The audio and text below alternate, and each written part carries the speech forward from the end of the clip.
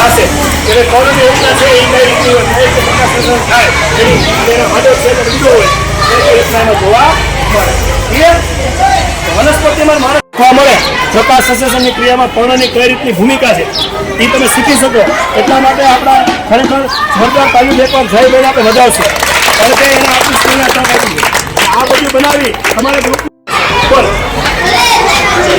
Very good. જળવાહિની અને અન્નવાહિની તમે જોઈ હતી ને એ જ રીતે આ દ્વિદળી પર્ણોની આખી આડી રચના છે. એમાં તમને જો આ બતાવ્યું છે આ શું હોય છે પર્ણરંધ્ર જેવું બતાવે. આ ટાઈપથી કાપી નાખવાનું છે. આટલી વસ્તુ આપણી પાસે રહેવી જોઈએ એટલે ટૂંકમાં આપણે આટલું જોવા મળશે. આ બધું સાઈડમાં વ્યૂ જશે.